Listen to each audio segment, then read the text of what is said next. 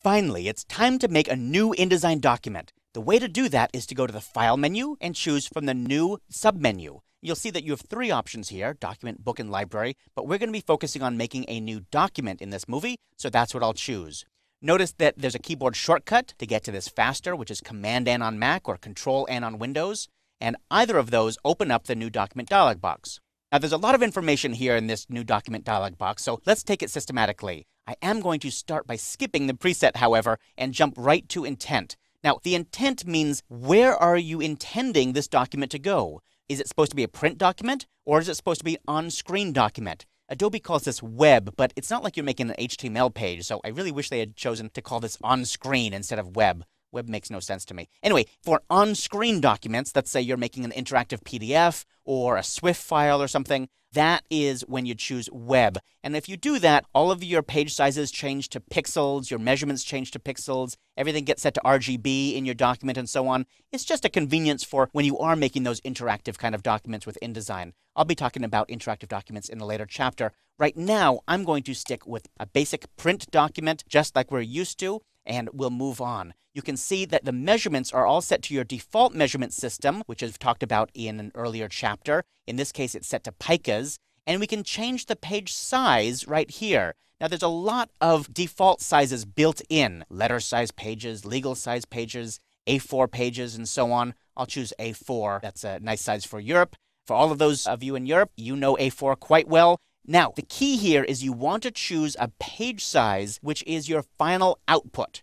Don't try and take into account crop marks or registration marks or any of those other things you might add outside your page. Just the final printed size of your document. So if you're printing on A4 paper, then choose A4 here. Now, if you're printing on a custom size, feel free to dial that in here. You can just type whatever values you want into these settings. For example, if you're doing a 7-inch by 9-inch document, you can just type those in there. Notice that I typed it in inches with the IN marker, and it automatically converted it to picas. It's just a little convenience that it is doing on the fly here. You can also change the orientation. In other words, do you want it to be taller than it is wide or wider than it is tall? That's landscape versus portrait. Let's go ahead and change this to landscape. And you can adjust the number of columns and margins. Now, these simply add guides on your page. We looked at the column guides and margin guides in an earlier chapter.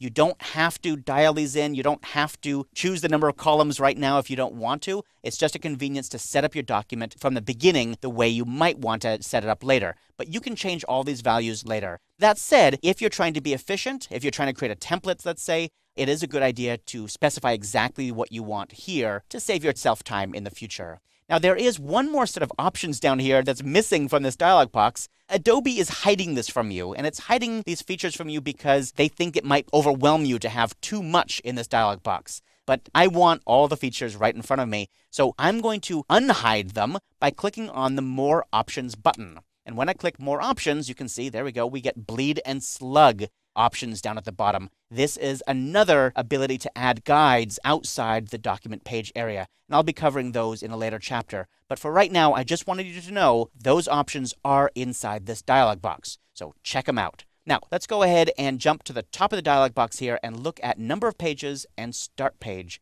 The number of pages, always start off with one page, but if you know it's going to be an 8-page document, go ahead and dial that in here. That's up to you. If you know that your document is going to start on page 16, you can go ahead and type that here if you want.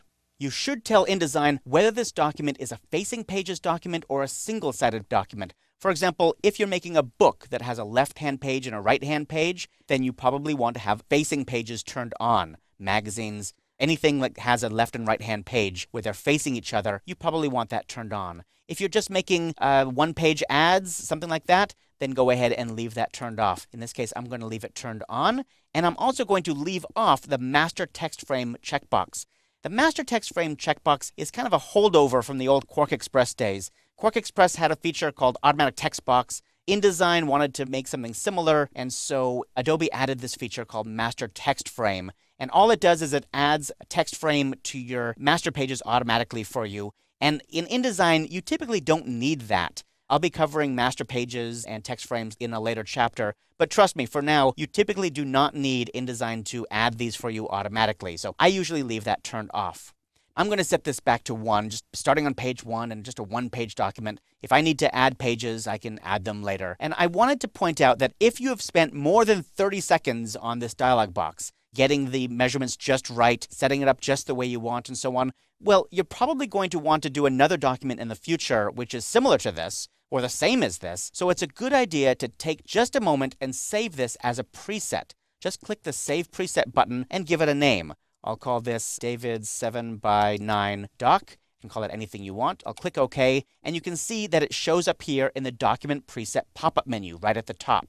In fact, let's go ahead and cancel this and say we're starting over from scratch. A couple days from now, we're going to go to the File menu, choose New, choose Document. Up comes the New Document dialog box, and you can see that there's my preset from the Document Preset pop-up menu. I can select that, and it fills out all the rest of this, so I don't have to worry about it. I don't need to go in there and make sure it's correct. I know it's correct because it was when I made my preset. So that's very, very handy. I'll click OK, and you can see that the document is just dandy. It's just what the doctor ordered.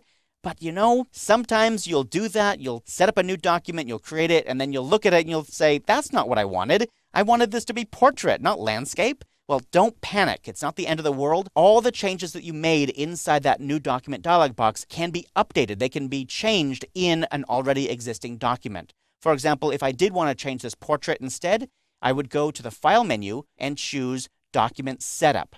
Document Setup lets me change a lot of those features that were in the new document dialog box. Note that it will not let me change the document intent. It's still set to print. It will not let me automatically add a new master text frame. I don't care. I'm not going to use one anyway.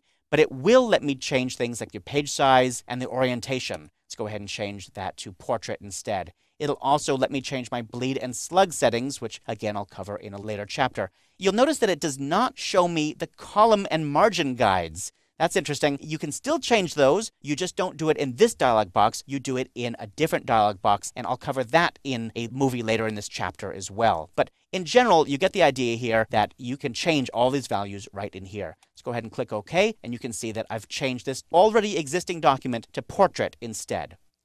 You know, making a new document with the proper settings is the first step in creating a strong foundation for your publication. In the next few movies, I'll cover many other settings that you should pay attention to when building your documents.